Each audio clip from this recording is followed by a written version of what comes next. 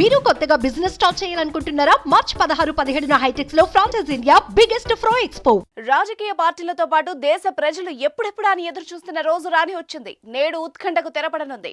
మధ్యాహ్నం 3 గంటలకు కేంద్ర ఎన్నికల సంఘం షెడ్యూల్ విడుదల చేయనుంది. లోక్సభ ఎన్నికలతో పాటు ఆంధ్రప్రదేశ్, ఒడిశా, అరుణాచల్ ప్రదేశ్, సిక్కిం రాష్ట్రాల అసెంబ్లీ ఎన్నికల షెడ్యూల్ ప్రకటించనుంది. మీడియా సమావేశం ఏర్పాటు చేసి ఎన్నికల షెడ్యూల్ విడుదల చేయనుంది ఈసీ. ఎన్నికల తేదీలు, ఓట్ల లెక్కింపు, ఏ రాష్ట్రాల్లో ఎప్పుడు ఎన్నికలు, ఎన్ని విడతల్లో పోలింగ్ చేయాలి, నామినేషన్ల ప్రక్రియ ఎప్పుడు ఉంటుంది, మొత్తం ఓటర్లు ఎంతమంది, పోలింగ్ ఏర్పాట్లు, సిబ్బంది వివరాలని అధికారులు వెల్లడిస్తారు. ఇక ఎన్నికల షెడ్యూల్ విడుదల కాగానే ఆయా రాష్ట్రాల్లో ఎన్నికల కోడ్ అమల్లోకి రానుంది.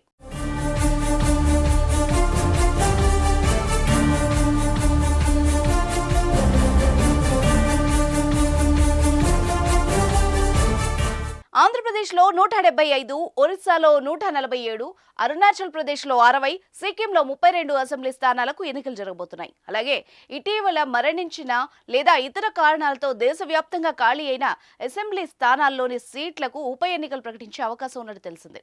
ఇందులో భాగంగా ఎమ్మెల్యే నందిత లాస్య మరణంతో ఖాళీ అయిన తెలంగాణలోని కంటోన్మెంట్ సీటు కూడా షెడ్యూల్ ప్రకటించే అవకాశం ఉంది.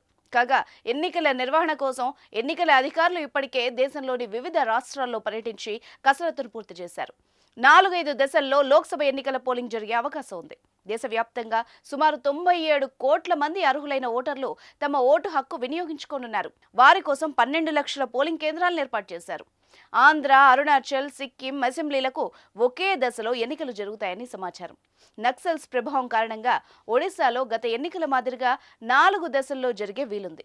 ఏపీలో ఎన్నికలు మొదటి విడతలో జరుగుతాయా లేదా రెండో విడతలో జరుగుతాయా అనే ఉత్కంఠ నెలకొంది. అయితే ఆంధ్ర, తెలంగాణలో ఏప్రిల్ నెలాఖరులో పోలింగ్ జరిగే అవకాశం ఉన్నట్టు తెలుస్తోంది. ఇప్పటికీ గత ఎన్నికల కంటే 5 రోజులు షెడ్యూల్ విడుదల కావడం ఆలస్యమైంది. లోక్సభ ఎన్నికలతో పాటు 3 రాష్ట్రాల ఎన్నికలకు సంబంధించి షెడ్యూల్ విడుదల కావాల్సి ఉంది. కానీ కేంద్ర ఎన్నికల కమిషనర్ అరుణ్ గోయల్ అకస్మాత్తుగా రాజీనామా చేయడంతో కాస్త ఆలస్యమైంది.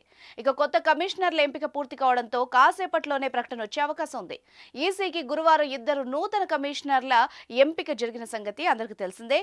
ఈ నేపథ్యంలో శుక్రవారం ఉదయం వాళ్లు తమ బాధ్యతలు స్వీకరించారు. ప్రధాన కమిషనర్ రాజీవ్ కుమార్ సమక్షంలో జ్ఞానేష్ కుమార్, డాక్టర్ సుఖ్బీర్ సింగ్ సంధు ఎన్నికల కమిషనర్లుగా బాధ్యతలు చేపట్టారు.